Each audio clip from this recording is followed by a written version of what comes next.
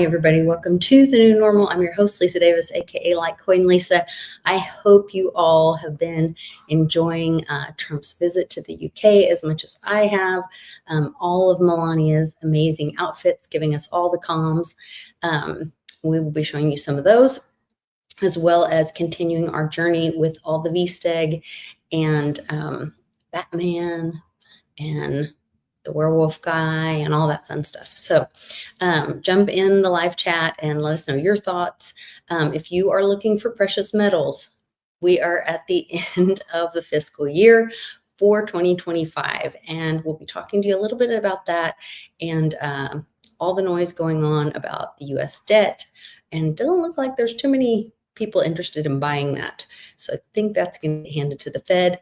Don't get caught in the hot seat. Make sure that you get your precious metals from Miles Franklin, our friend Andy Scheckman, and the great team over there. So make sure you check them out and tell them that Litecoin Lisa sent you. They will be sure to give you all of the best deals.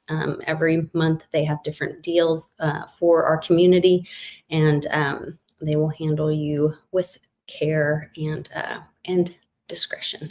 So you can email info@milesfranklin.com and tell them Litecoin Lisa sent you and to get all the greatest deals. I just ordered some. So I'll be right back with Skullcap right after this.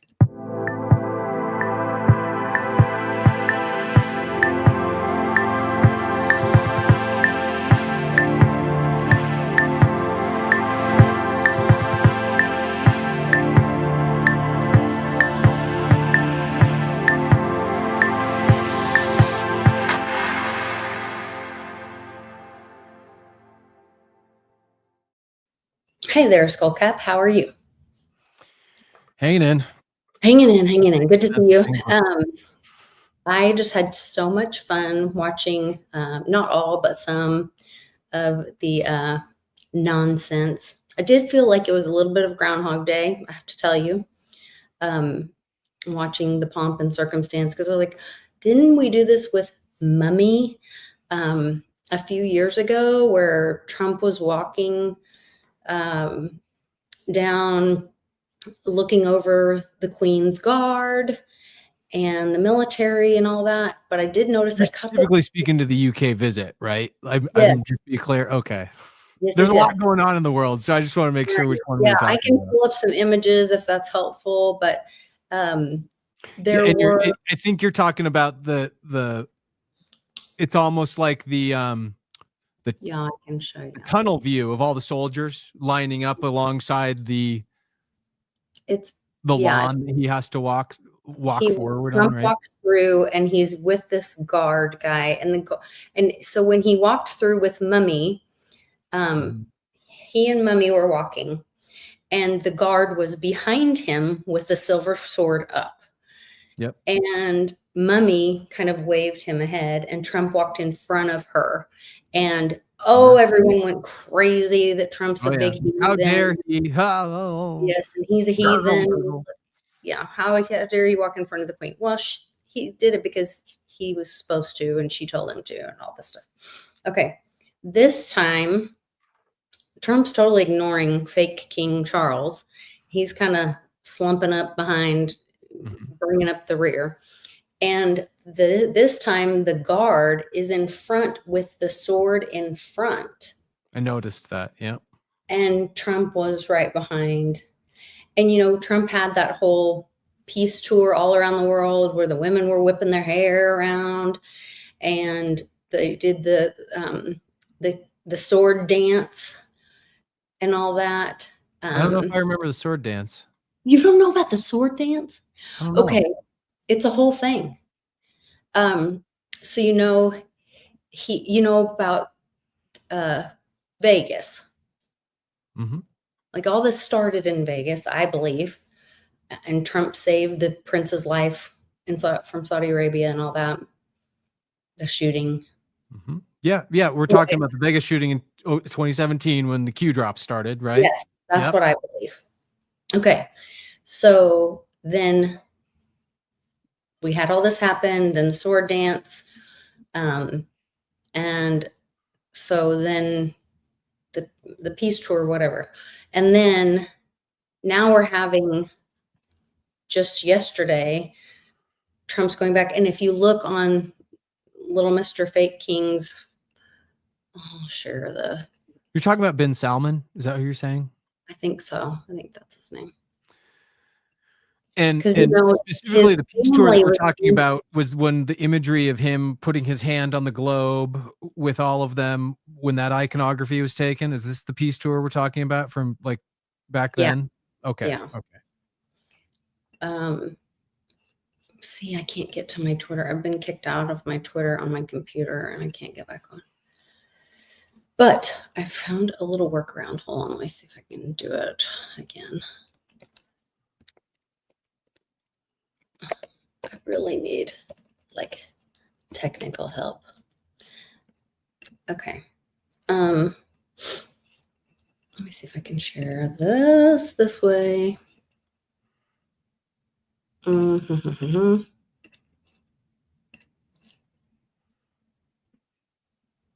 Yes, I'm going to AJ here. Doing exactly what I'm thinking. Okay.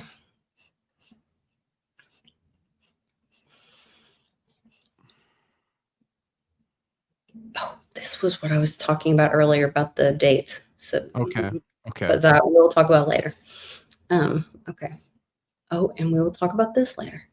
But right now.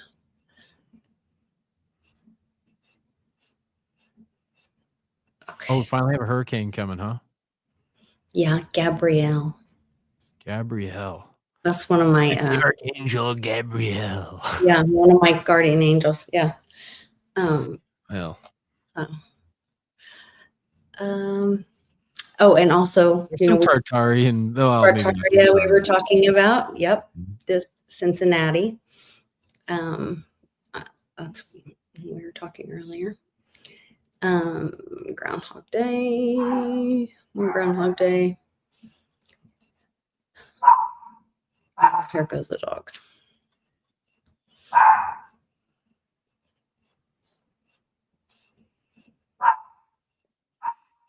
Okay. Oh, this was epic.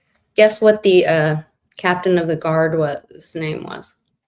Lieutenant Cole Storm. Lieutenant Colonel. That means Lieutenant Colonel. Oh, Lieutenant Colonel. Right. Which is also LTC. So everybody on my card tag, I have LTC Lisa, and people think I'm Lieutenant Colonel Lisa, which I'm not. I'm Litecoin Lisa, but Lieutenant Colonel Storm Green. Yes. What's the odds of that? Which is a nod to the Q drop with the green means. What is the it? Green. And past the green light, or I forgot what the phraseology was, but the storm is upon It's interesting that the Atlas 3i Atlas is also emitting the green light, the green gas at the same time. Everybody's up in arms about what that's going to be the harbinger of. Yeah. Oh, here's another thing I wanted to show you. Yeah, I saw that floating around the internet, which I thought was interesting because that would tie into the date with the Vegas shooting and when the Q drop started. Yes. Depending on when you're talking about 2017, because that was the inauguration of President Trump's first term also. Right. Also when Hillary may have been ended, believed to be. This was interesting to me. Yellow is Q on the nautical alphabet. What does that mean? What's the nautical alphabet have to do with colors? Flags. So in boating or not in the Navy, they use flags. I understand that, but what does the color have to do with the alphabet? Yellow is Q. So like they would spell things with flags. And yellow has a designation of Q. Gold alphabet. Yeah. And then notice her silver buckle. Gold flag alphabet. And buckle up, buttercup. The phrase, that's a Q post, buckle up. Okay, buttercup. So I didn't know that. I know about all these flags and their designation. I did not know that they had letter associations to them. So is this like a codex to where if you just have a whole string of them and that's why they have a string of them because it spells something? You know what I'm talking about? Like if you look at the scale. I could have to talk to one of my Navy friends to like confirm, because I'm not knowledgeable on this. I'm just finding things on the internet that I'm reading about. But I would want to like actually talk to one of my friends who are in the Navy or something to confirm. Here's a good little yeah, I mean, but I thought that was really interesting. I just found a graphic that has it all. Yeah, Q is a solid yellow color. Interesting. Yeah. So, and today or yesterday, 17th, was also the day that the Constitution was founded. Oh, right. Maybe that's what it was pointing to, Lisa. We'll have a okay. I think that's probably in all likelihood the hit that that's what the yellow was, which is funny because I kept seeing yellow in a bunch of my other comms leading up to like last week, but I didn't know what they were talking about. And I kept seeing yellow, yellow, yellow. And I'm like, what? And I thought it was the children because in the world of Disney, the little girl who had to wear the yellow dress was the one that got offered up. Well, maybe this isn't going to be the time we get into this, but we may as well just say that we're cooking up something relating to Yellow Jacket, because this is probably going to be tied into that, honestly, now that I'm thinking about it.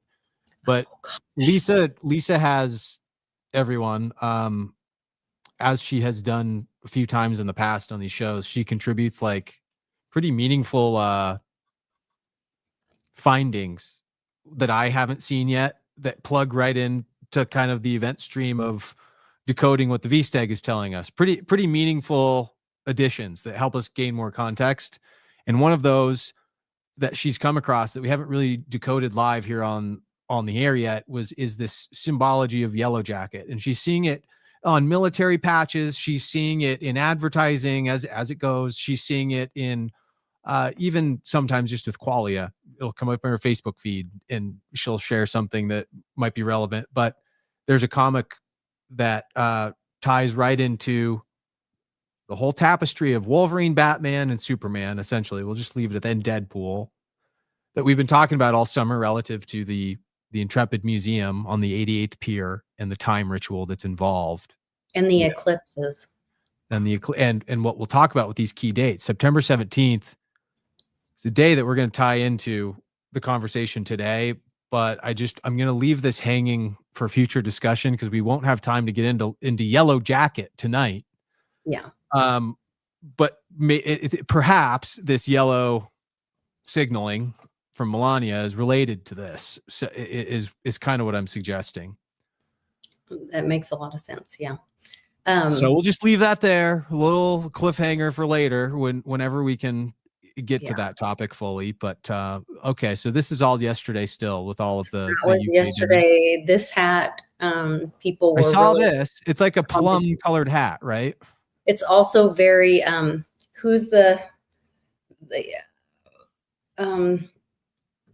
I want to say VK. I can't think of the character.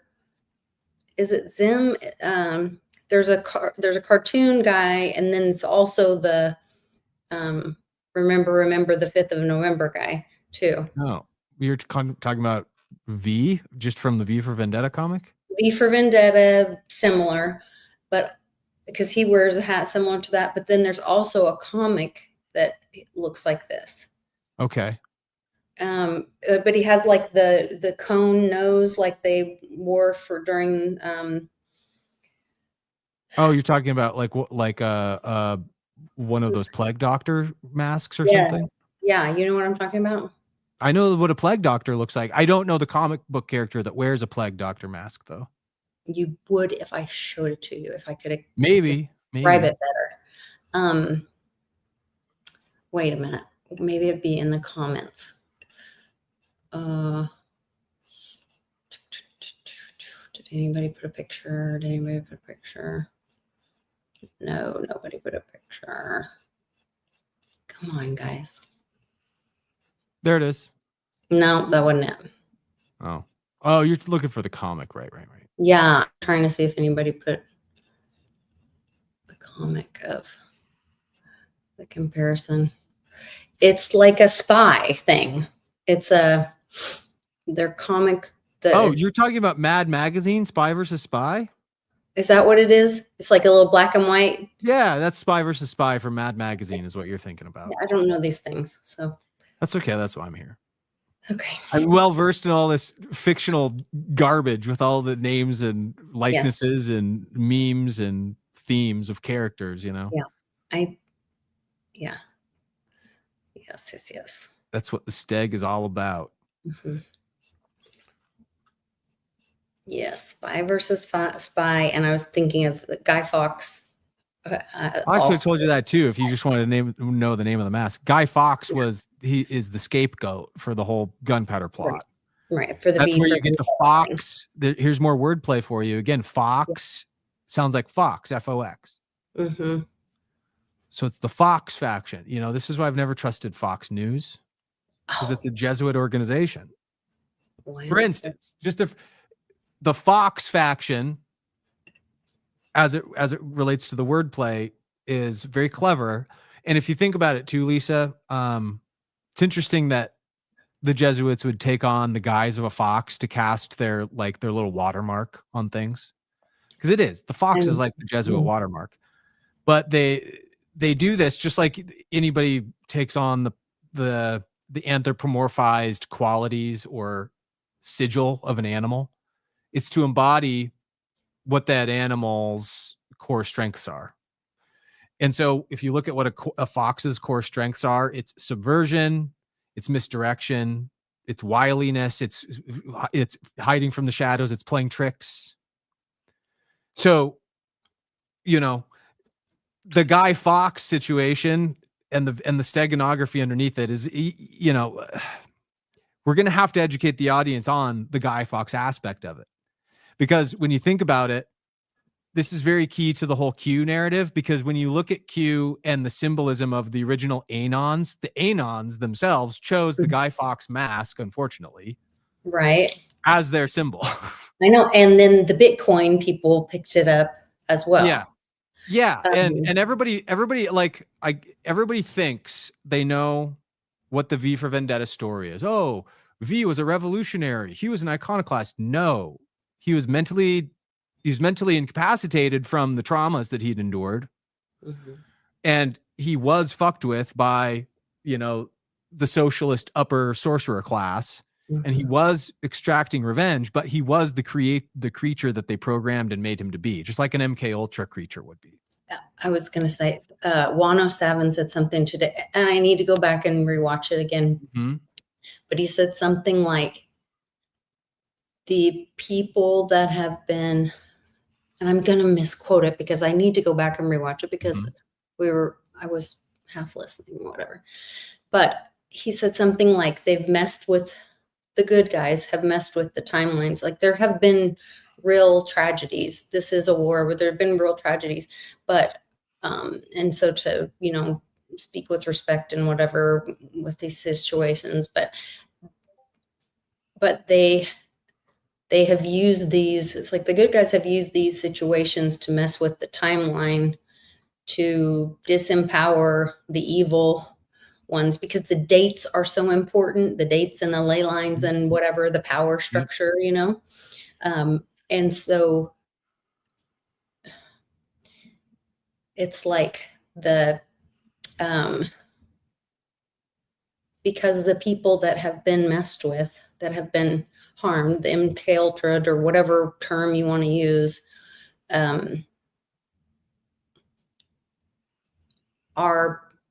they're changing the direction of things with them. Like, it's like those people are a tool. They're able to be swayed, therefore they're able to be puppeteered. Used and the for good or can do what they want with the show after, you know. And so they're changing the story, like Westwood and I talk about the Choose Your Own Adventure book. Well, the good guys are getting a hold of some of these that might have been used for evil and using them for good. They're changing the story, and that's messing up the evil one's plot.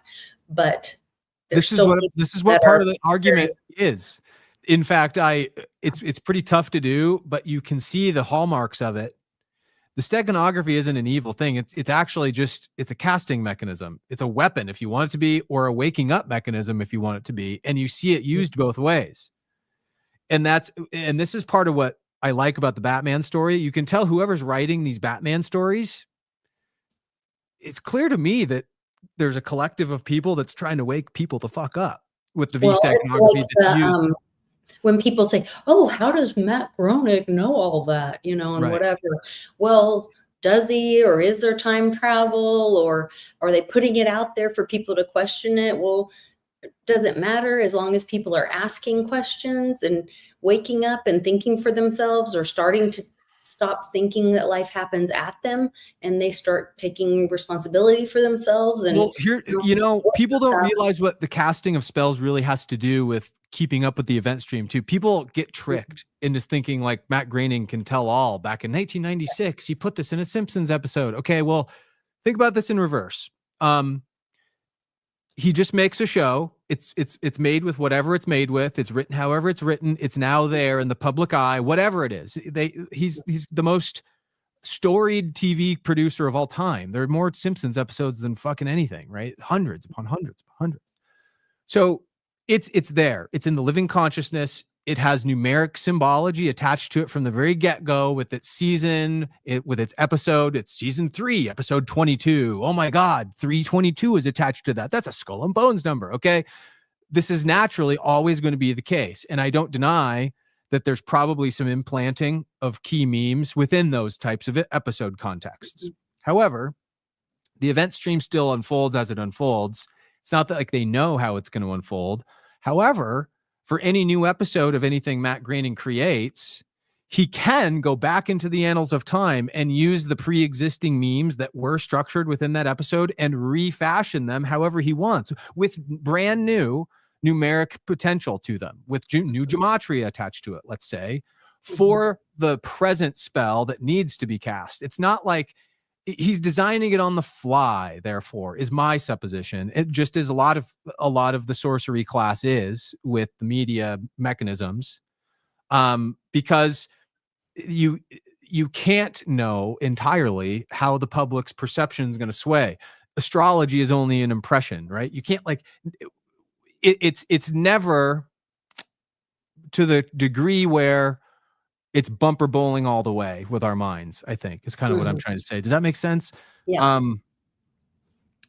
And so I would submit that to people. Involved. I would submit that to people to consider about time travel and all that shit. It's just they're really good at knowing the repertoire of impressionable weapons that they can use on your mind. And this is their science. And that's why they're sorcerers at casting it on you. It's still crude. It's still, they still probably, I don't even think they understand how it all works, but there are both sides. There's the Templar side, was the self-organizing collective, Cliff calls them, right? He's talked about that self-organizing collective for years and years and years. And I think they're kind of a spiritual rebel force that's trying to break down those barriers that have kept our minds trapped. And part of that is seeing the themes, waking up through the memes. That's why they cast them right into assassination attempts with President Trump last July and blah, blah, blah, and on we go. But we saw we just saw the culmination of a lot of ritual that that I think we're talking about all summer with the Wolverine thing, right?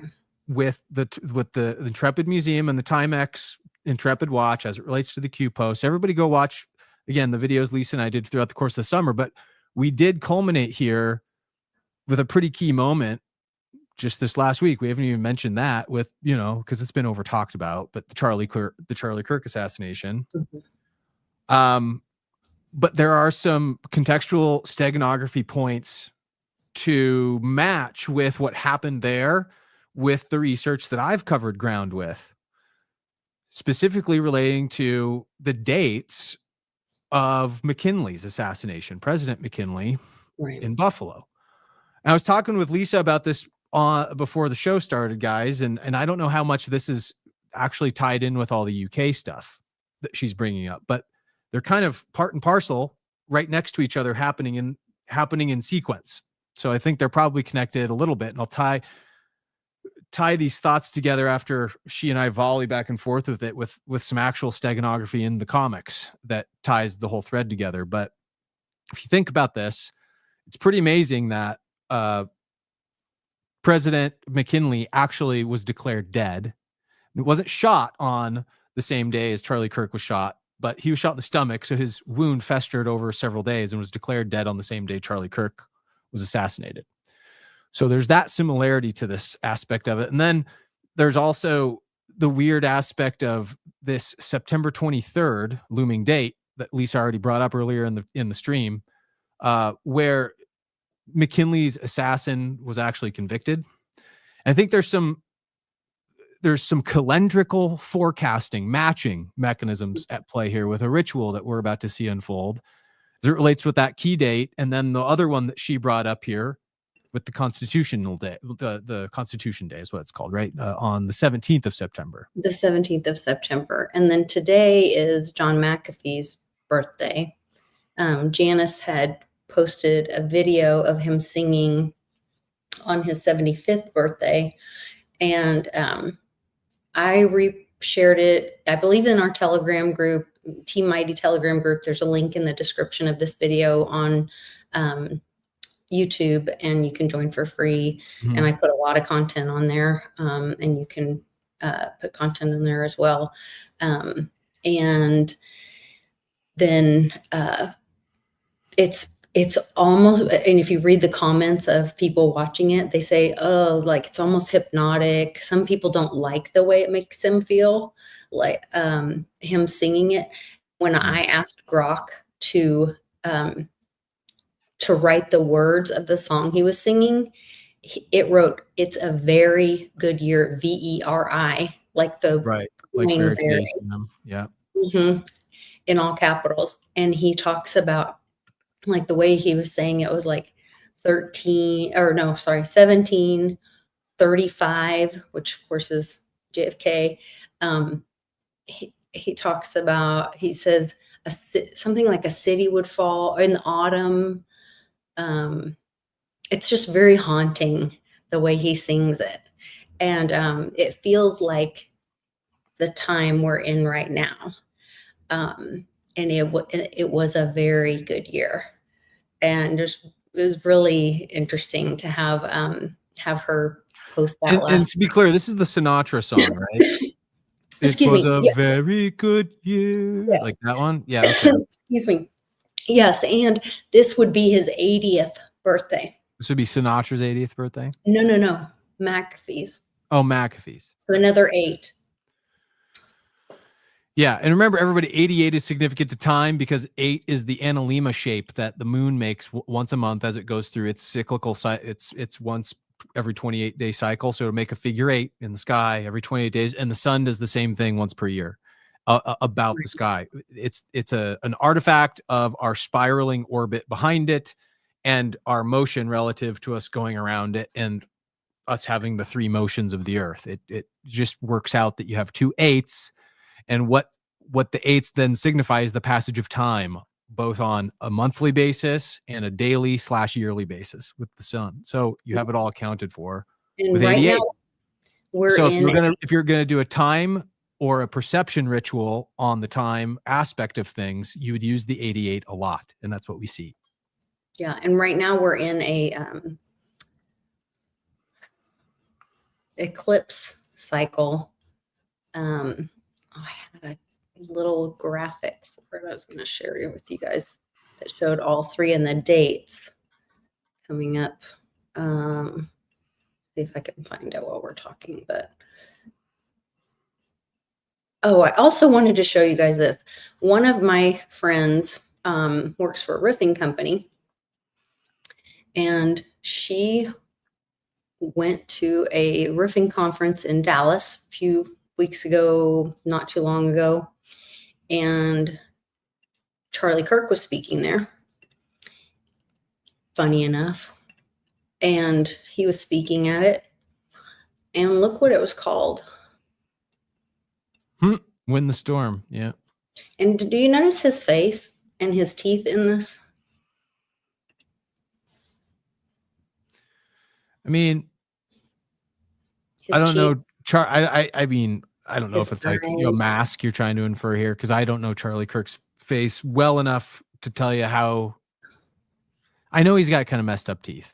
Everybody kind of makes fun of his teeth all the time. Okay, but look at his gums in this picture, and then go look at the picture where he has messed up teeth. He doesn't have messed up teeth in this picture. He has gums in this picture, and he has very pronounced cheeks, and his eyes are kind of like this. So this is the Charlie Kirk that was speaking in person in Dallas at Win the Storm. Mm-hmm. It's very interesting. Anyway, just saying. The storm is now upon us. I mean, it's very apparent. It's very funny too, like the dichotomy of the lack of actual hurricane storms this season, other than the one you just pointed out, the Gabrielle one. Mm-hmm. But perhaps it isn't, because the real storm is the social storm. Mm-hmm. I'm not really sure what to speculate on September 23rd yet, but I want to let's tie all this stuff together with the audience. I'm going to bring all these key dates together. We're kind of throwing them out there, and it's a less structured show than we've done on this stuff in the past. So before we go talk about September 23rd, because I want to tie together the UK stuff, the Melania symbolism. What do you think is happening over in the UK with the latest? Because what do you think it's signaling? Because that's really where the rubber meets the road, I think, with that. And then how does that tie into the Constitution Day? Yeah. And whatever we're going to go through on September 23rd, because if anybody remembers the last show that Lisa and I did, we brought up one concept that I affectionately referred to as the late labor ritual, which was one of these side items within the Steganography that I caught on to with the calendar rituals, and as we were exploring them in the Batman comics. And what we inferred from what the messaging in the comics was telling us about key dates that were happening as we were living through them is that there would be a long gestation period for what we were about to have unfold, longer than would be comfortable, like a woman that was overdue in their labor, let's say like 11 months along, like 2 months overdue with their labor, and they still hadn't had their child. So what I was saying back at the time was we would have to go through this period where you would just finally just want to get the labor done with, no matter the pain, no matter the heartache, whatever. You just got to push this child out, And I think we're approaching that soon, whether that's September 23rd or not, I don't know. But what's interesting, tying back to the McKinley assassination again, his assassin was convicted on the 23rd, pronounced dead the same day as Charlie Kirk. He's the 25th president, 5 by 5, if you factorialize that. And he's got this implicit connection to Trump's assassination through the whole Buffalo side of the ritual that we pointed out in my videos last July. The V-Steg on Trump's assassination attempt, by the way, is vast. But curiously enough, I don't see a lot of steganography specifically with Charlie Kirk's. That's the weird thing. There's not a lot for me to go on that I've seen that's hit the noggin from a point of like, wow, there's the V-Steg. That's what's been weird to me about. To be honest, I think the Charlie Kirk thing was to cover up what was happening.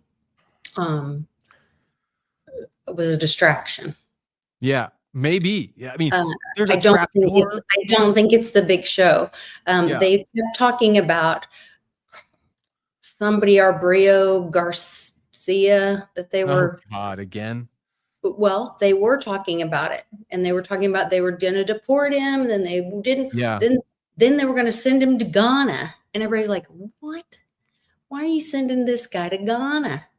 Yeah. Well, then I looked up and grokked up, what does KAG stand for? Because something triggered in my head when one of the things goes, "Oh, I can't believe it's the first one without 3 names," and I was like, why does it have 3 names? Oh, because when I gematria stuff, a lot of times it's only the capital letters when they're sending messages. And so I looked up what KAG is. Well, it can mean King Arthur's gold. It can mean Kinesis AG, which is a digital silver.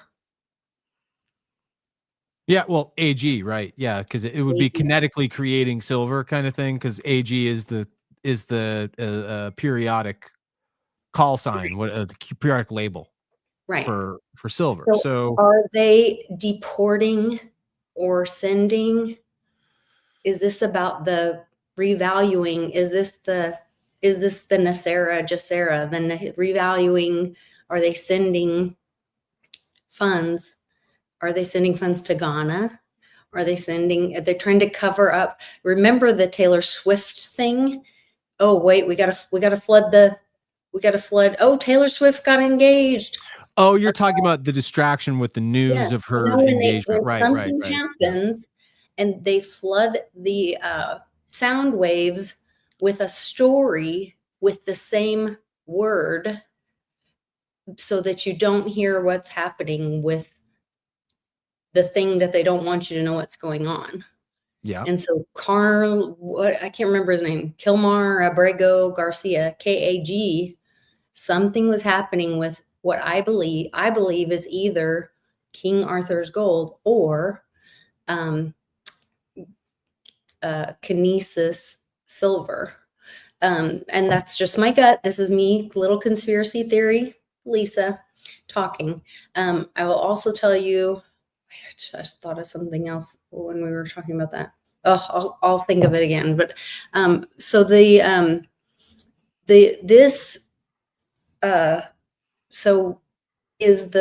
now this is today. So this was back when the Queen was walking with him. Yeah, that's what we were talking about before. Yeah. This was yesterday. What a difference. He's walking with, and they want to call him King Charles, but I don't think he's a king. But he's lagging behind, and here's Trump and the guard walking. And I was like, didn't we do this already? And I was like, oh, another Silver Sword Peace Tour. Yeah. This is all still September 17th. So this is all still September 17th. Now we've also asked for Stephen Miller is asking for the census to be corrected. I've been screaming about this for years, so that's, I think, part of this. But I really think it's part of waking people up, but it's also part of like that reset. And if we're coming into the end of September, they're talking about government shutdown. Apparently there's a bill that's trying to get signed to look how Trump's ignoring him, and he's giving the guard all the attention and totally ignoring the king.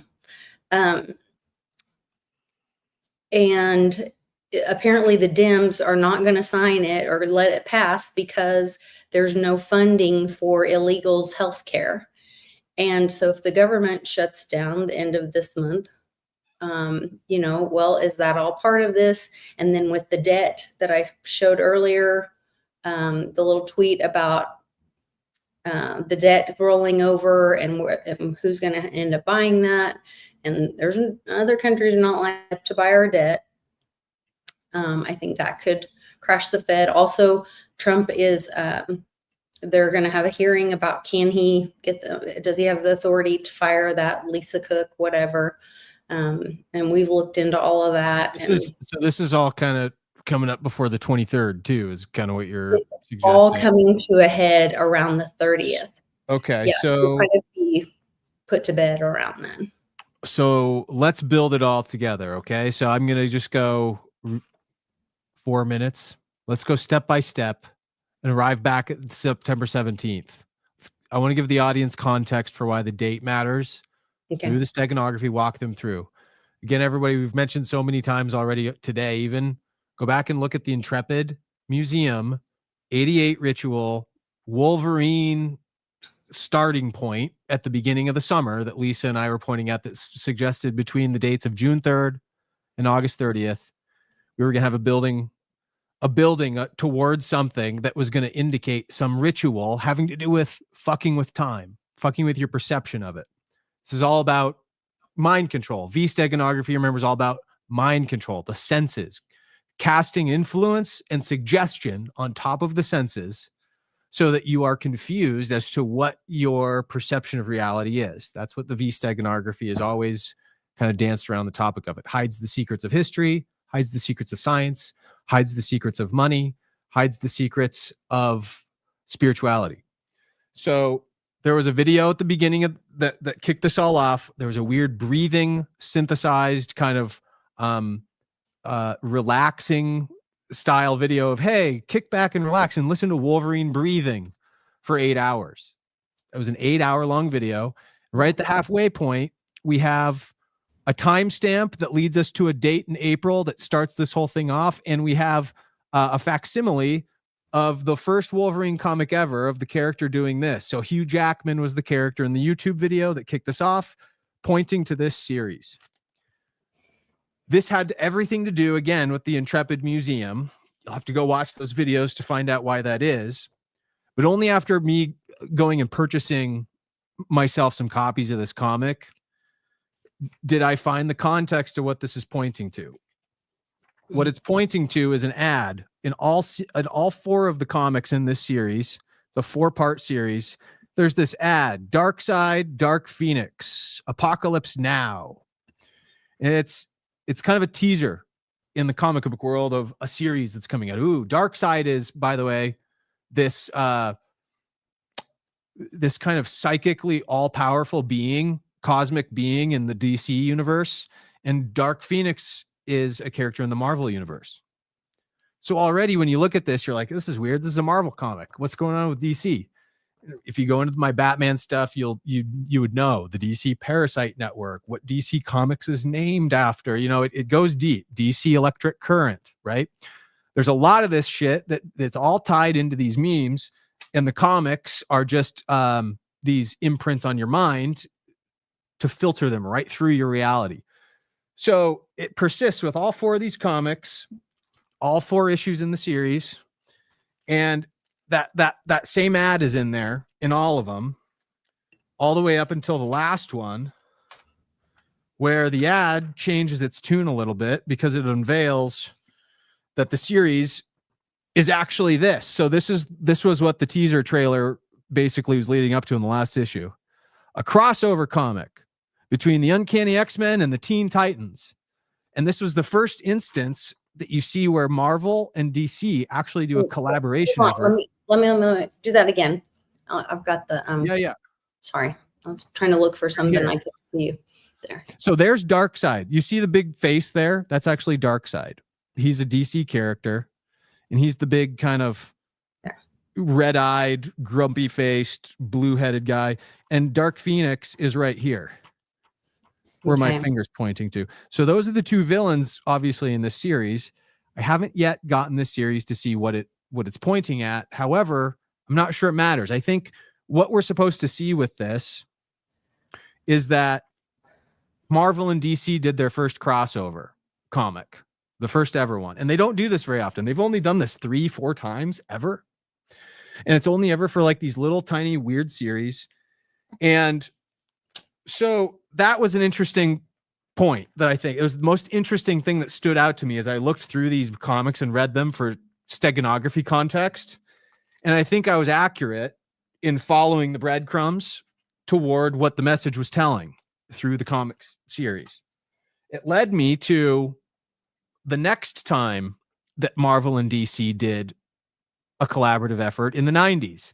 And this time it was a weird kind of a mashup. Instead of having a multiverse, this was the first, the Teen Titans and Uncanny X-Men was the first time in the comics where I think this concept of the multiverse came out, which is all these alternate realities. There are many universes out there with alternative versions of myself, all operating, doing things just a hair different from me, right?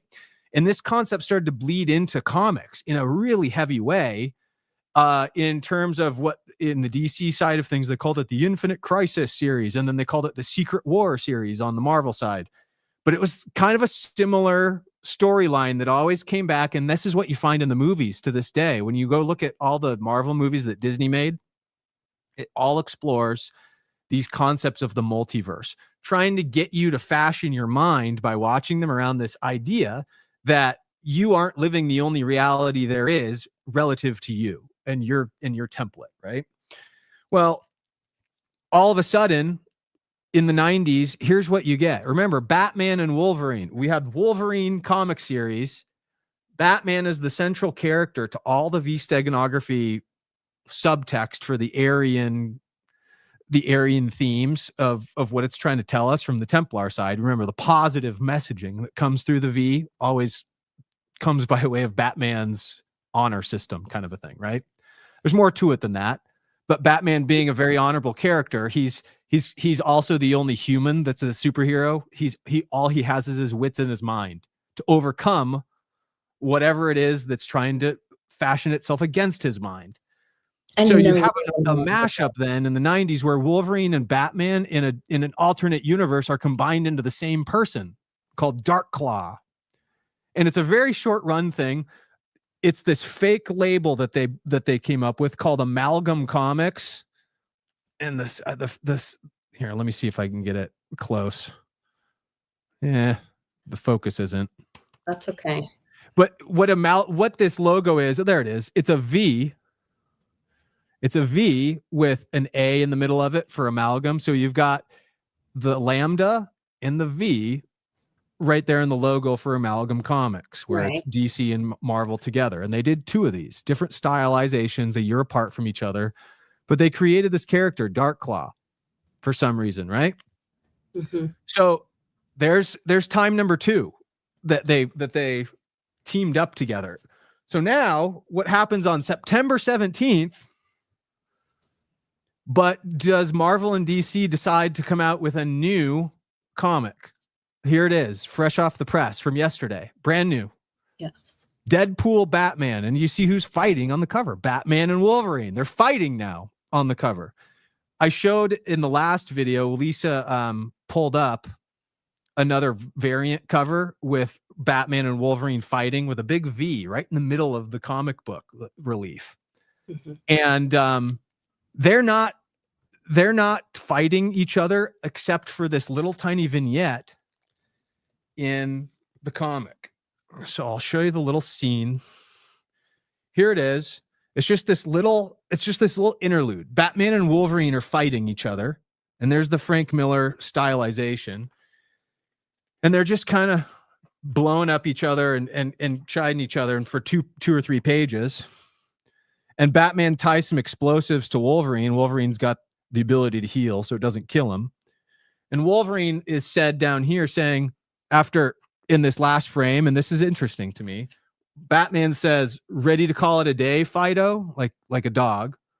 Ready to run on home and lick your wounds. And Wolverine says, "Sure, bub, and you can come visit any time that you get the itch. I'll show you a time." And time is highlighted both times in bold. Time ritual. Everyone, this is what the Oz stuff is all about. This is the template that the V Steganography, when used against your mind, tends to control aspects of your reality with. That's where this whole Oz meme is present. And that's why it comes through in the Road to Ruta too, is because it's this occluded layer of fakery on top of. And again, it only shows itself through the Road to Ruta comics, through the money side of it. We're talking about a much deeper context of what the V Steganography in a separate comic strand of our pop culture is showing us. So there's a time ritual. September 17th, V Steganography with the other alternative cover on this. Deadpool being the main character in Marvel's universe that signifies that whole time travel template of Oz on your mind. That's what, if you go look at the Deadpool movie last year, which Wolverine was a star of last July, it was a facsimile, and it was an allegory rather for the Wizard of Oz. The entire movie was. So you have all this Wizard of Oz, V Steganography. Reality is slightly out of phase. misdirection with the key moments in these comics. Now, I'm not done either. The main story of this, where Deadpool's actually interacting with Batman, the Joker is present as the central villain. And when they're trying to figure out, Batman and Deadpool, that is, when they're having a dialogue about finding out what the Joker's up to, they find out, and they're discussing that he's stolen a bunch of Joker venom. Joker venom is an injectable that the Joker uses to put into the public to make them laugh to death, essentially. And at some point, they're having this discussion here on this page. There's Deadpool and Gordon and Batman. And I'll read you what they're saying, because this is key. So he's giving you 6 hours to find him. This is the Joker speaking through Gordon. To find him before he unleashes 30 tons of Joker venom on Gotham City, unless he's bluffing. Batman says he's not. Every chemical he needed was stolen across Gotham on August 8th. He's had plenty of time to synthesize the serum. And then Deadpool says, August 8th? That was a full moon. And Batman says, it was, right? And so they continue on with the dialogue, but it's a significant moment that they're mentioning the astrology patterns of it, because if you actually go look up August 8th and the full moon, it was last August. This is as if this comic is being presented to you in present time. Yeah. And talking about August 8th and the eclipse, 88, 8 is the date, right? So it's still talking about the time ritual here and what it kicked off. So we've got that time ritual. We have the eclipse coming up. So that full moon kicked off something. The comics are tying it together. The key date of September 17th, remember, was the day the comic came out, for the same day as Constitution Day, the same day that Lisa's showing us all of this symbolism for. I have one more thing to show you. This was also written on Constitution Day. A letter. So you guys, a lot of people know that we weren't ever really free from the crown. Are you talking about Admiralty law terms? Is that what you mean? Yeah, you can call it that. And that our taxes have gone back to the crown through the London Bridge, all that. And if you want to look into all that stuff. So maybe we now have really been freed from that, because this says, dear fellow American, on behalf of my administration, the American people, like if the ink really is dead, and if we really now, this letter says, on behalf of my administration, the American people, congratulations on becoming a citizen of our great and glorious nation. America has always welcomed those who embrace our values, assimilate to our society, and pledge allegiance to our country. By taking this oath, you have forged a sacred bond to our nation, her traditions, her history, her culture, and her values. This rich heritage is now yours to protect, promote, and pass down to the next generation. Our history is now your history. Our customs are now your customs, and our Constitution is now yours to safeguard, honor, and respect. The United States is now your homeland, and you stand as a part of one nation under God. You have pledged your heart to America, and in return, she offers the boundless promise of freedom and opportunity. We applaud you in your devotion to our country, our people, our history, our great American story. And as long as American people continue to love our country and uphold our values, there's nothing our nation cannot achieve. Our communities will flourish, our people will prosper, our traditions will endure, and our future will be brighter, more radiant, and more hopeful than ever before. Once again, congratulations and welcome. May God bless you, and may he continue to bless the United States of America. Sincerely, Donald Trump. I wonder if this was the White House, Washington. It does not say D.C.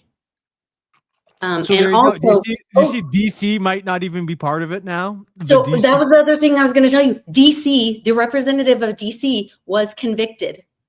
That was what I thought of, and I forgot to tell you. I think I sent it to you in a text, but I thought of that a second ago. Okay. Let me find this. Well, because of the DC Comics thing, this is all connected with yeah. Oh my gosh. Okay. Let me find the tweet. Hold on. When I saw this, I was like, the who got what? and no one said anything about it. It was all just like, oh yeah. So, and it says for 46 months or something. Like, oh gosh, this is so huge. You know what? I probably text it to somebody. I could probably find it quicker this way. Oh. Let's see. Oh my gosh, this is just. Yeah, there's something significant about Constitution Day, something very significant that we're not quite seeing only a day on from it now, you know? No, this is it. This is. Well, I think not to say that this isn't going to be the thing that is the hallmark of it maybe, but I think there's going to be some lasting effects from this that we don't quite see is kind of what I'm getting at. Because again, we're only a day on from it.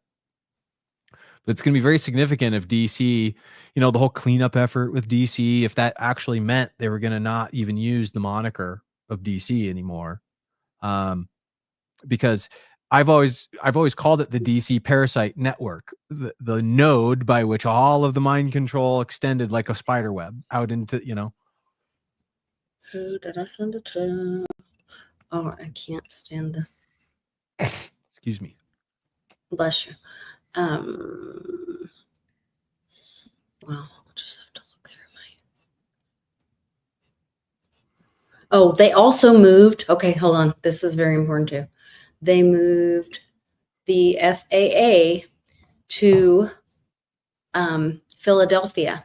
The FAA has been in New York, and the fact that they recently moved from New York to Philly. Oh, I'm sure it's just a coincidence.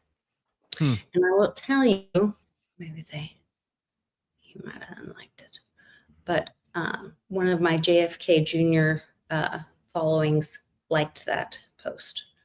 So I don't think that's a coincidence. Also, these palm trees, I'm sure those are not native to the UK. That's a calm. Where is the... I wonder if Gabrielle is going to make landfall on the 23rd also, you know.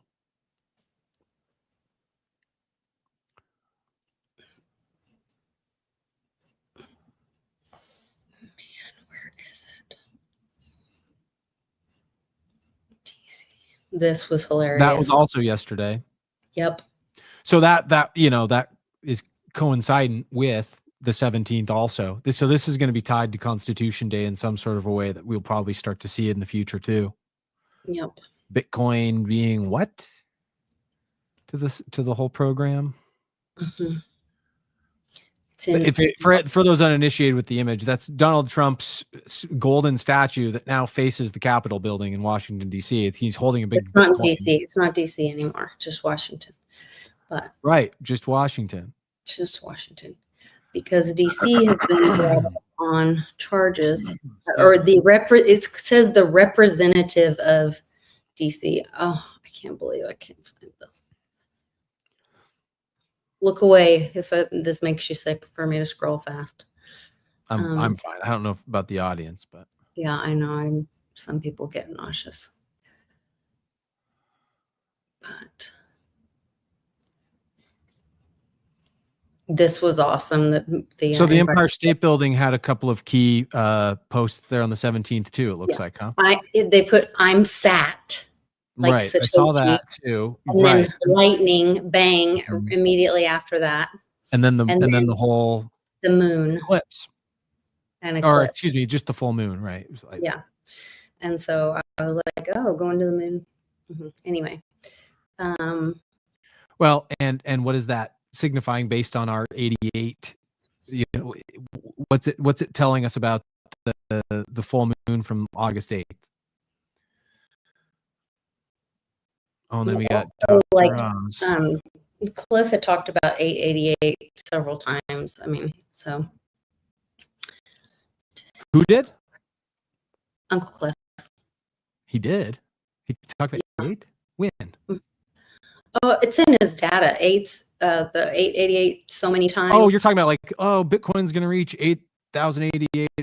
Yeah. I know what you're talking about. Yeah, I can't even remember all the specific. 888, 8888. Mm-hmm. It was always 8s with Bitcoin's milestones. So that is interesting too, because you're right. It was always Bitcoin's milestones specifically, where he was talking about 8s being the main designator for the new floors that were set, I think, is basically what those data sets were saying. Every time it crossed those thresholds, mm-hmm. it would never go back below those thresholds again once it passed them. Right. I think is the kind of thing that was talking about. Our next one would be 888,000. That would be the next one that was relevant because we already passed 88,000.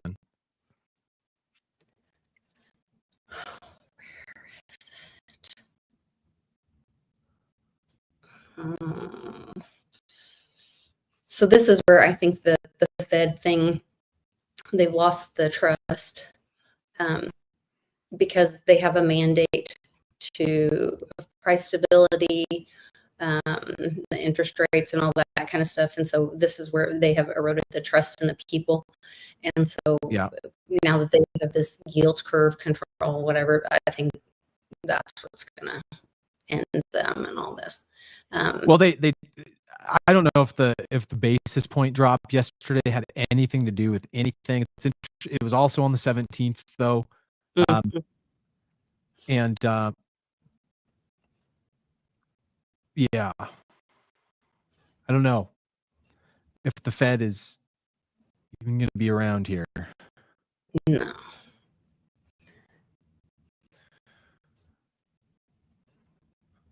I cannot find it. Well, maybe what did again did it concern the post that you're looking for?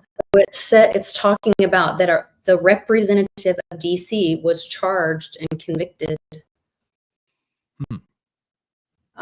And they were going to be like, I'll find it. The representative of DC, huh? Yeah. And I'm like, what you mean like from the House of Representatives? Like nope. as if Nope. I didn't think the House of Representatives had a DC rep. And that's where I'm like, are they talking about the mayor? Are they talking about a trust? Oh, here it was before that, because I had to go do parking lot duty. And that was me jacking around in parking lot duty. Here it is.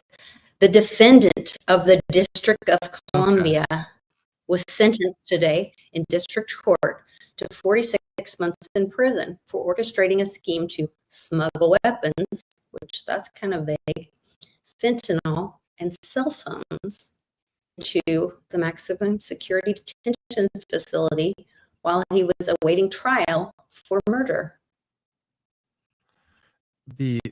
So he's literally called the defendant of the District of Columbia. Of District of Columbia. And it said, well, he.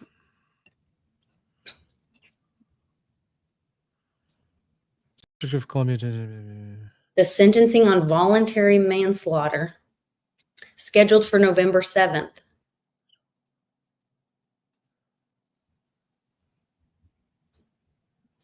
How is no one talking about it? Well, this is just, it seems like this is just a term they use. The defendant of the District of Columbia. Because this same account talks about the defendant of the District of Columbia pleading guilty today to her role in a scheme that defrauded $1.5 million in economic security disaster loans from the U.S. government. Oh, really? They call it a her too? Well, these are different dates. The same account that you got this from seems to have these announcements all the time where they're talking about defendants of the District of Columbia, and they're always different people. So it must just mean people. It must just be a designation for like, you know, anytime they have like a public defender type of situation where, you know, that's maybe what they have to designate the person that's being defended as. The defendant of the District of Columbia. So here's another one from August. The defendant of the District of Columbia pleaded guilty today to 3 counts of assaulting a government official. Right. I think you're right. Okay, so that would make sense. Dang, I was getting all excited. That's okay. I mean, there might be something to this even still, like whoever this is. They don't actually have a tendency to look like they give the actual names or visages of these people. So it is interesting though. Yeah. Sentencing on voluntary manslaughter. So anyway, I think it's interesting that if the DC moniker is gone, so I guess we'll have to keep looking out for that to see if the DC moniker starts to get dropped if you look it up on maps and stuff. On some maps, it is gone. On some maps, it is gone. Like Google Maps, even like digitally maps. Yeah, if you look on your phone. I guess once we start to get the new 2026 like road atlases and physical printed stuff, I have to see if DC is on there also.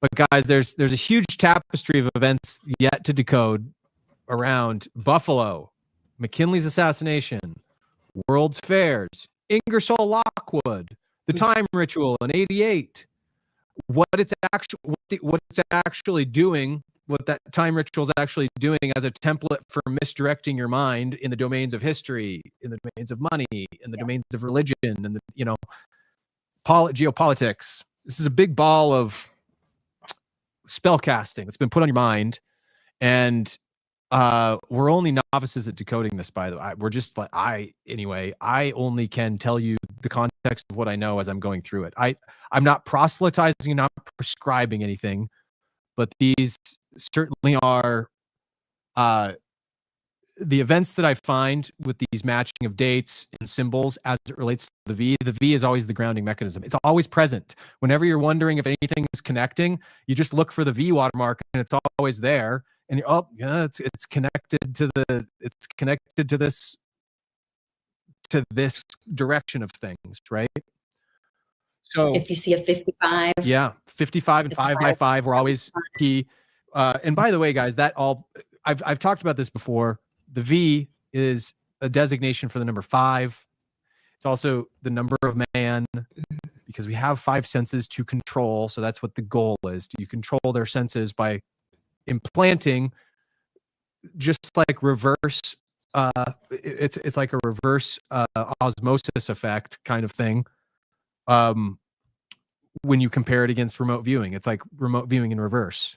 Instead of the remote viewers extracting the programming from the glyph programs you without you knowing it. And this has a tendency to soften you up to what it's actually telling you, because it's just like subliminal programming and advertising. It slips in a hidden meaning underneath it to where you don't question a certain avenue of thought. So we're gonna dig into this one maybe next week with Lisa, because this one has the yellow jacket connotations to it. There's a presidential assassination that comes into the storyline with that very thread too. And so with all the assassinations, with the same stuff that we're seeing with Buffalo, very heavy V-Steg in Buffalo and McKinley beats, both with President Trump's assassination attempt and Charlie Kirk's thing. That's the only thing that I can see now with the V-Steganography, is that McKinley assassination corollary with McKinley dying on the same day that Kirk was, or he being pronounced dead on the same day that Kirk was assassinated. And then whatever is going to happen on September 23rd with McKinley, it was the fact that his killer was brought to justice and put to trial on the 23rd.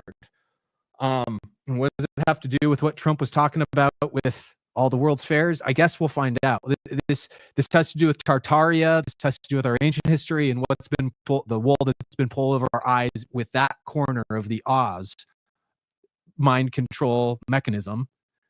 And there it is, the candelabra menorah of the Jews. And a lot of people have seen that they're repaving this thing now. Yeah. What's wild to me is that the lady that coordinated the events that I spoke at with Bitcoin Ben a couple years in a row, at that college, a really amazing lady, sweet lady. She said, "Oh, you were standing exactly where Charlie Kirk was shot." Yeah. I was like, "What?" And so it made me wonder, how you were teaching me about those ley lines and all that stuff. Was that some ley line?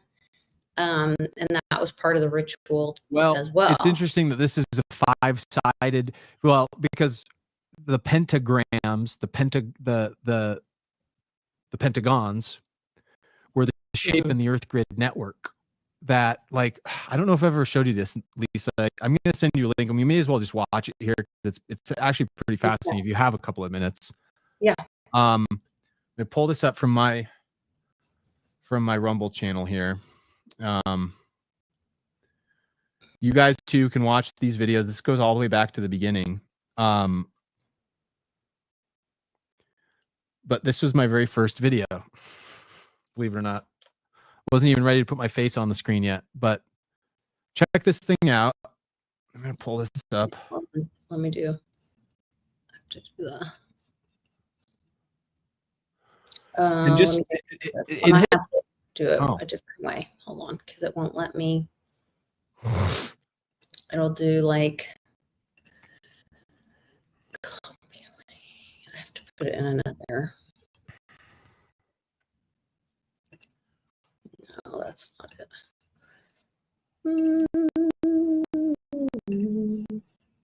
Over here. I can do it over here.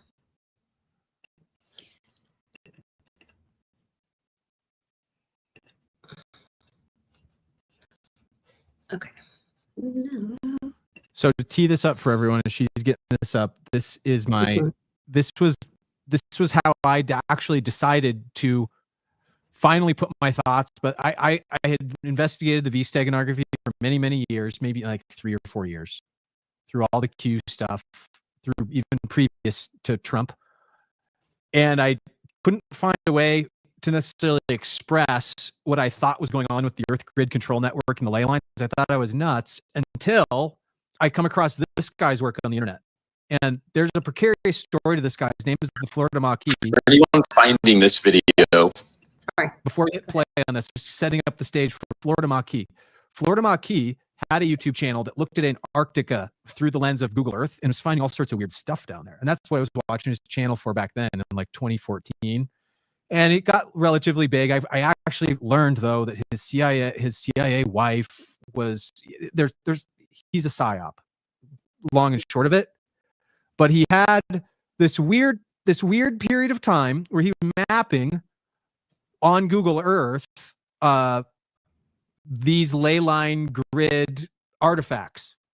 Okay, so you see this grid of the Earth, and you see all the little colored lines that he's drawn on there, right? These lines were all connected. He color coded them to different networks of pentagons that he was finding. He was finding discolorations in sand, in rocks, in grass fields. He was finding perfectly shaped pentagons in the middle of forests, just clearings, right? As if the trees just don't grow there. He was finding pentagon-shaped forts. He was finding right? He was finding all these pentagons. What he started to do, Lisa, was he started to just draw straight lines, connecting one point to another. He's like, I'm just going to see if these connect. So he'd draw a straight line from one pentagon to the other, and then he would just keep drawing a straight line and see what else would connect. And by God, it would just like ding, ding, ding. Pretty soon he was hitting huge, major sites like the Holy See, and Notre Dame's Cathedral. All of a sudden, the Washington Monument. Right. Yeah. And this is where it all started to give me a visual to talk about this stuff with people. Because I was like, what a gift. This guy is mapping out what's been in my mind. I couldn't quite express that there's some sort of grid that is used by way of the Earth's ley lines they've got some sort of connectivity to it. And these pentagons have something to do with it. Right. So just hit play and let people kind of see this, like, this presentation, I guess. You're probably finding it by virtue of Florida Maquis' recent work that he's done, probably over the last month or so. And you're undoubtedly familiar, I'm sure, with pentagonal structures that he's been finding, curiously in exact alignment with each other when you draw the straight lines and have perfect.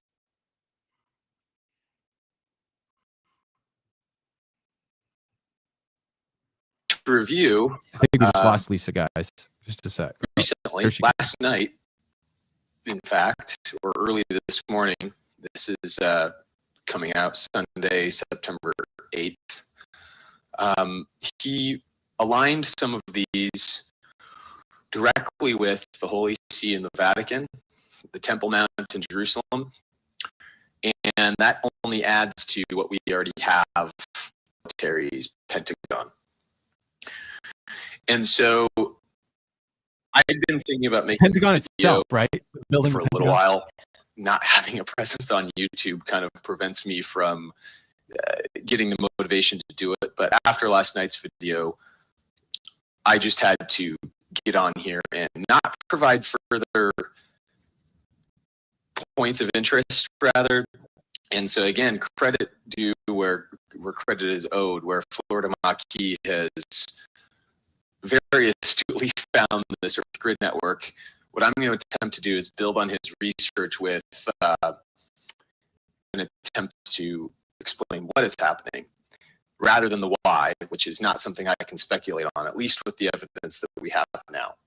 But with the comments from his video last night, this one to be exact, this is actually the video that I've referenced where he was finding the Triple Mount. So do you see the discoloration there, Lisa? The backwards. Do you see that where the green line intersects right into the middle of what you see as a very slightly discolored pentagon in the middle of like a grass field? But it's still grass, but there's a very slight shape of a rough pentagram around the outside of that. Do you see? Yeah. And these are the artifacts that he was finding in Google Earth, and I'll keep. I don't know if I'm going to get all the way to the end, but my argument, even at the time, was that these are energy anomalies. There's some sort of energetic templating because our Earth is just a buckyball. Yeah. Our Earth, infractally, as it grows, right? Because our Earth grows, it naturally creates smaller and smaller and smaller interlocking pentagons and hexagons because it's a buckyball. And so these are just expansion points that have energetic signatures, plain and simple as that.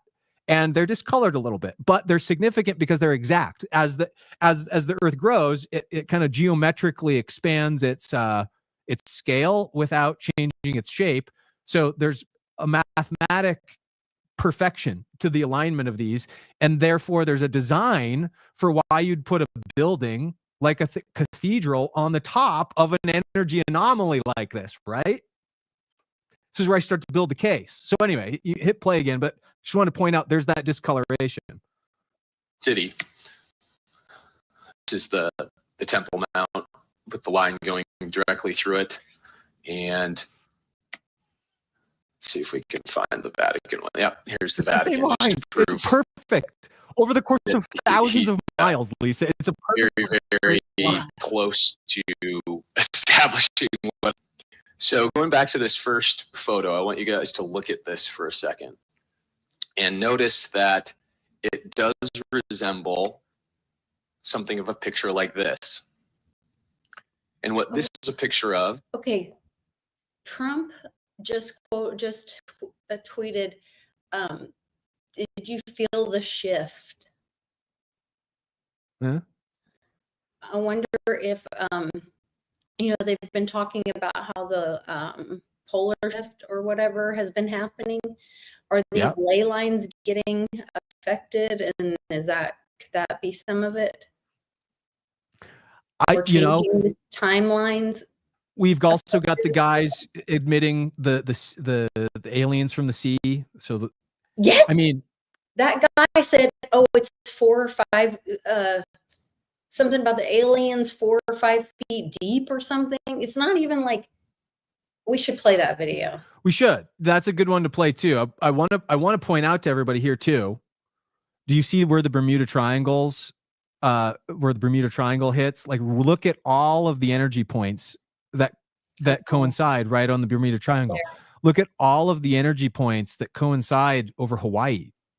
Over here. Do you see the bigger pentagon structure around the outside of that? The bigger energy signature of the pentagon right around the outside of it, and also around the Bermuda Triangle. This isn't for tonight's discussion, but there's a whole bunch of my work that goes into why this is.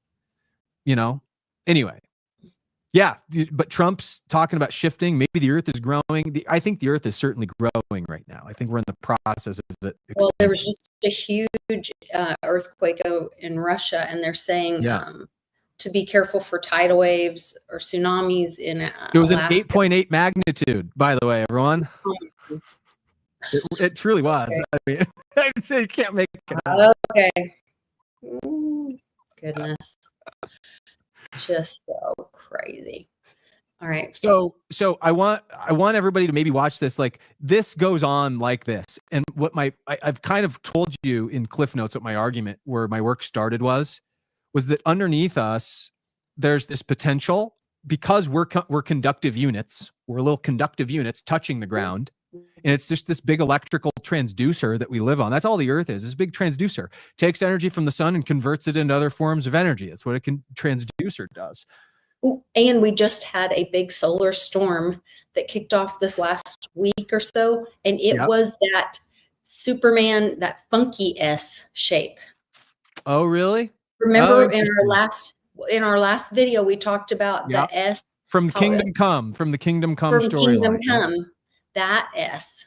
If you guys didn't see our last video, go watch our last video together. I think this was two videos ago that we did that one, but yeah, that was significant. And that was about that different Superman. And it was the Kingdom Come video, and that's what they just showed, and that it could cause a electrical storm or something like that. Yeah. But it would take, so when it goes off on the sun's surface, it takes a little while for the effects to get to the Earth. So maybe that's what we're looking at come around later this late labor. No, I don't know. We still have the 3i Atlas whole fiasco ongoing and unfolding. Yes. And the point is I don't quite know how much of it's always orchestrated, because as these little units, this has always been my speculative aspect of the V-steganography, is the moon itself plays a part as an attenuator because of its gravitational pull. It has this massive effect. So if you have some sort of energy blasting into the transducer structure of the Earth via the grid, and you have structures on those key points where people's minds can be affected with wavelengths, you use the big attenuator device of the moon, and you get, and eventually where my work leads is the speculation that Saturn and the rings around Saturn act as an instrument that create frequencies for us that get attenuated by the moon, perhaps. So, and if they admit that the moon is a creation or a manipulated item or whatever, controlled density or whatever, there was a story that just came out of a woman who said that she's figured out gravity or how to remove gravity or whatever. Well, like my childhood nightmare was that I would fly off the Earth, that I lose gravity or whatever. I don't know if you had a repetitive childhood. I did. I was eaten alive by Monstro the whale from Pinocchio for quite a while. I was like 3 to 5 years old, and okay, I wasn't eaten by anything, but I would lose. Like, that was my childhood nightmare, was that I lost gravity, and I couldn't stick on the Earth. I would lose gravity. And so, like, you started talking about that, about frequency and the moon and whatever, and then that story I just heard today about that woman getting rid of, figured out how to get rid of gravity, and I was like, oh my God, they're going to do something and get rid of the moon. Well, I'm going to fly off the Earth. Oh my gosh. Yeah. Like, that's the feeling I had. Well, and then we can all float, but it's not so fun for some of us. It's fascinating sometimes how early on in life that you've got precognition to things too. There's probably some sort of clairvoyance embedded within it for whatever you're supposed to know, maybe about. Cliff says we're all psychic. Oh, yeah, absolutely. I wouldn't come across this stuff just because I I mean, just me recognizing patterns enough to put it all together is a psychic ability, pattern recognition. Fun, stupid as it sounds, that's the psychic ability. Sure. It's you've got to have to acknowledge it. It's choosing to trust yourself, as my buddy Clint Westwood always says. Yeah. It's choosing to look at it and critically think about it and to unpack it and trust yourself and, study the puzzle, put the story together, and take the time and think about it, Yeah. So you choose. I hope everybody starts to really see what I'm trying to get at with this Steganography stuff eventually too, and that it only plays the part on your mind that keeps you from and prevents you from seeing the world like like I just showed it there. With it literally being a transducer that you're living on, unbeknownst to you, energies and frequencies being used against your mind to alter your perception such that your actions are altered in ways that you don't even know they're happening. And the suggestive mechanisms behind those include the glyphs that are put out into our popular media, mainly these days, because that's where your attention is in your phone. So they'll sneak in the V-Steg with dates. They'll sneak it in with songs, with fucking everything. And that's why it's so prevalent. That's why we have so much material to point to as it relates to this, and why it always seems to have similar contextual framing of the themes that it's trying to mimetically imprint on you. It's always taking control of your senses. So whatever is going on with the take back of government, Constitution Day, whatnot, what have you, the fact that it's tied in very deeply with the V-Steg as we're seeing is an indicator to me, again, that self-organizing collective, I call them the Templars just because of their lineage, rooted in that way of life. We could have a crazy couple of weeks. And you've always speculated Melania is not even human, right? That's you're still in that case. It's possible that she's, I kind of think she's Trump's protector. Yeah. That she could be Pleiadian or something. And she's possibly, or maybe she's complete full-blooded Aryan from Mars, and she's one of our pure-blooded ancestors or something. No matter what she is, I'm a fan, and I thought it was funny, like looking back, which I could do a whole thing on it. Of course, all of this is speculation and said with respect and all the things, but there was one time when they were first, when he was first president, and the haters were like, look, she's slapping his hand away and all this. Well, because she's probably some like ninja badass, and she's actually his protector, and she has to pretend to be the little wifey. And he's like, oh, come on, darling, let me hold my hand and whatever, and she's really like probably his, she's probably like an angel or something, and she's a badass angel, and she's sent here to protect him, or meek little, I'm just here to decorate the White House, and she's incredibly intelligent. I mean, she speaks at least 5 languages, all this, and she's, looked at like she's just the pretty little thing on his arm, maybe she's a very advanced android robot from a synthetic race, and almost like Foundation, like Lady Demerzel from Foundation. Yeah, I don't think they can make a robot that perfect, but no, that's the way it goes with the Foundation sci-fi novels, though, is that there was an advanced race of robots that were indistinguishable from the way people looked, at least. But they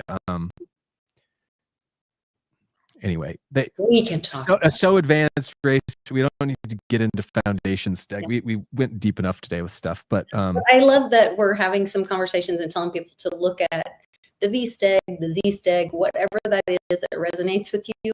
I had a great conversation. I got to meet a great guy. I bought a beautiful antique, speaking of Venetian, Murano mirror. Gosh, it's so gorgeous. And this gentleman, he said, well, I wasn't going to let you buy it. Oh, well, he wasn't going to give me a discount, but he looked at my profile and saw that I wasn't liberal. And so he gave me a discount. Let me buy it. And he said, you know what? We have to be careful. There's so many lies out there right now. And he said, one of the worst things is that Christians are leading people to the lies of Israel. And I said, oh. Hell yeah, no. antique owner guy. So we started talking, and then we went right down that rabbit hole. And I said, you know what? And, you know, he wanted to kind of go separate. And I said, you know what? Let's be really careful. Freedom of speech is really important. But we are one. We are one nation. And it's important for everyone to have a voice. And as long as we're not infringing on each other's rights, we want everyone to have a voice, and you're not harming one another. It is really important that we never lose the freedom of speech in our country. We don't want everyone to be of one mind and one robot mind. We want that town square. We want to have open discussions and think new thoughts and have conversations, as long as we're not harming each other, as long as we're not infringing on. We are a constitutional republic. So the individual's rights are important. And that means everybody's rights are important. So I want to keep that in mind. By the way, people don't like to investigate this, but what you just said is what the fascia symbolism signifies. There's a whole discussion that needs to be talked about the name, that, you know, how the Khazarians have done name stealing so deeply on key terms that we don't even know what they mean anymore. But the fascias, you know what the fascias are? The big bundle of sticks around the axe head. I know what like fascia is in your body. Right. Well, right. The same thing. It's spelt the same way. Yeah. It's spelled FASCES. It's the connective tissue. Yes. That keeps everything built together. So it's kind of the same thing as what a fascia is. And the Romans used to carry these things symbolically on their shoulders, these big like pontiff things. And the idea is that the central shaft with the axe head on it represents the state and the action that the state can do. But as it goes, if you're swinging a pole axe around, the pole axe, if it's only one pole, it has a tendency to break in battle. It's flimsier because it's just one pole, right? One single shaft with an axe head on it. But when you wrap it and bundle it with a bunch of other poles and tie them together with twine, you end up getting a fascia. Well, because then it's distributed network. Well, and everybody's protected by everyone else. Everyone's bound together. They're unified in, I mean, it's almost like this. Like a DAO, like a decentralized. Right. Or yeah, kind of like a Three Musketeers, kind of like all for one and one for all kind of thing. Right. And so, okay, now. With no centralized attack? Right. There's a lot to go along with vulnerabilities with this. I'm just explaining. No. I'm saying it has strength. I know. It sounds like a Bitcoin mining. Well, it's power of the people. Like, these are on the back of the Senate floor, not the Senate floor, the House of Representatives floor. You've got two fascias in gold, big gold fascias on the back, and the pre-1963 dimes, the Roosevelt dimes, had a single fascia on the back. Interesting. This now the concept of fascism originates with the fascias in certain contexts that go back to Rome. Now, how the word fascism is used today is this kind of overly domineering authoritarian framework, whereas if you're actually to interpret the symbolism of the fascias, our whole Constitution, if you're using that definition, you may interpret, is it actually in the sense of the definition of what the symbol represents? Is it a fascist document in the original context? I've pontificated on this, whether or not we actually have the definition of what fascism used to mean correct in today's world, in today's context. Given what I just told you about what the whole framework of it is. Mussolini, the leader of Italy, he wrote a doctrine. It's not long. It's like a 25-page doctrine of fascism. And I can send this to you and you can read it, and you might look at it and say like, wait, what? Is there really anything wrong with this? Like, first and foremost, one of the tenets is that it casts aside utopia as a lie. You can't ever achieve utopia because you'll always have friction with social dynamics. So the best thing you can do is strengthen the social dynamics that are more divine. And there's also a concept within the doctrine that allows for divine rule to occur. Therefore great acts put out there in an honorable way that the population looks at as divine. Wow, how did he survive that battle? The odds were against him. Holy shit, like stuff like that. Right. Clearly divine acts were on the hero's side that day. That's how heroes become heroes in the old ways, right? You actually accumulate accolades in battle, and God favors you, divine favor. And it's those people that rose to the rank of king and stuff.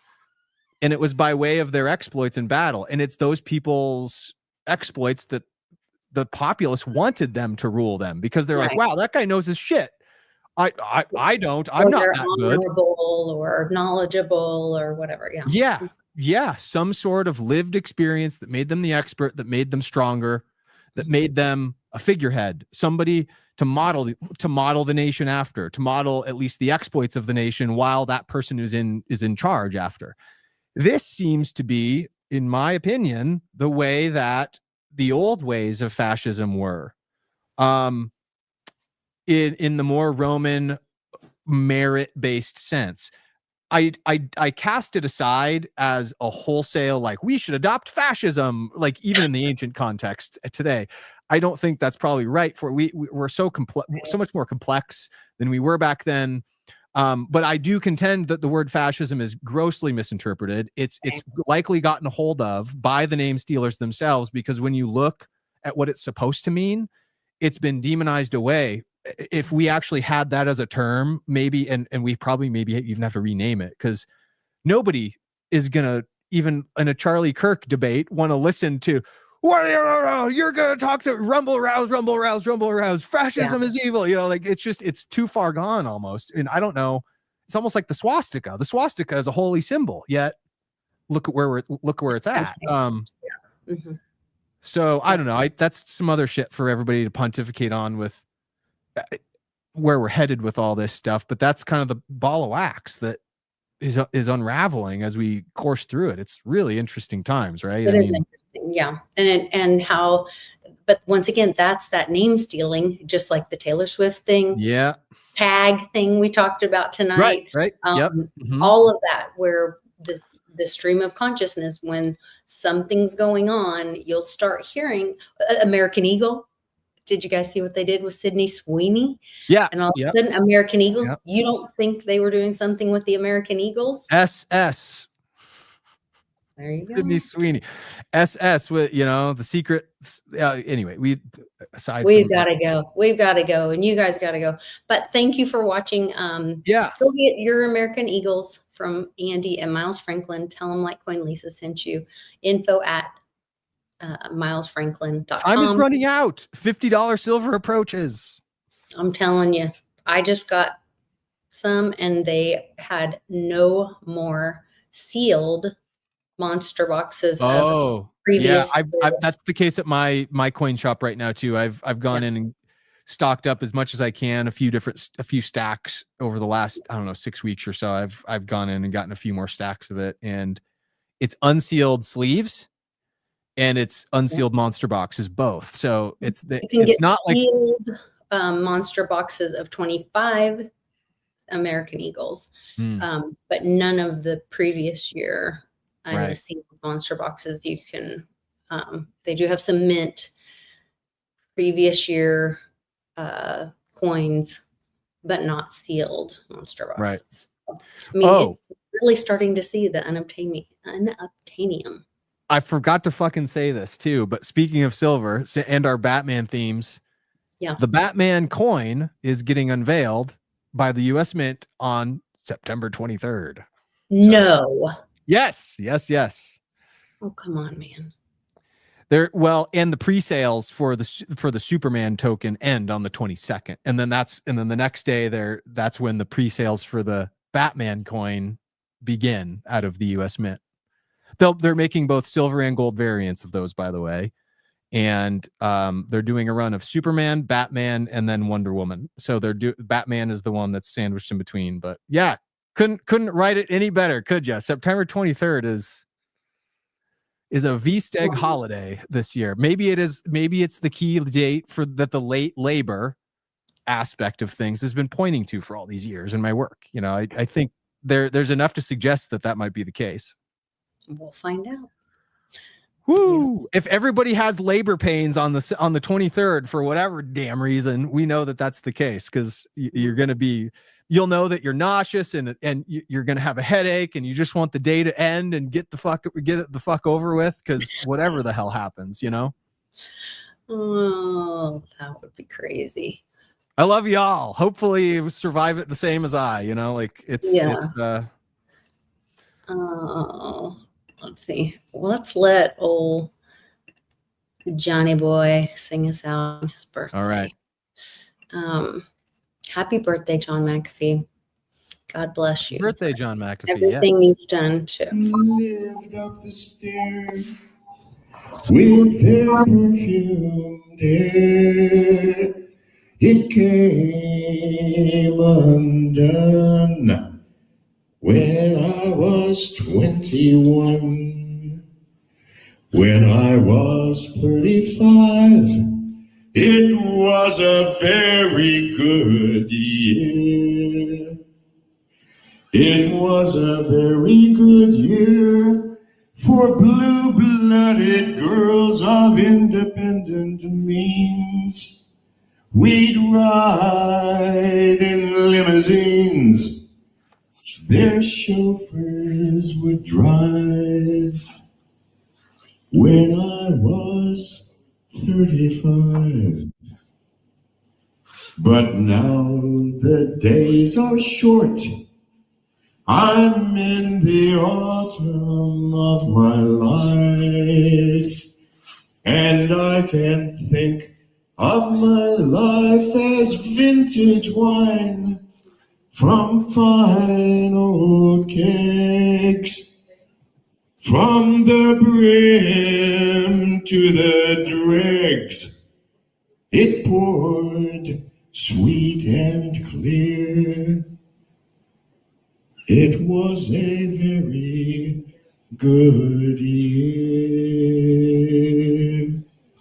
It was the autumn. You notice that? He emphasized the last line that he ended it on with the autumn. It's the autumn. So what happens on the eclipse? It officially turns to autumn on the 21st. On the 21st. And he said it falls apart on the 21st. Yeah. When I'm 21. When I'm 21. Well, the numerology of the clip is also 21, so look at that. That's 201. Oh, we'll see you guys. See you later, guys.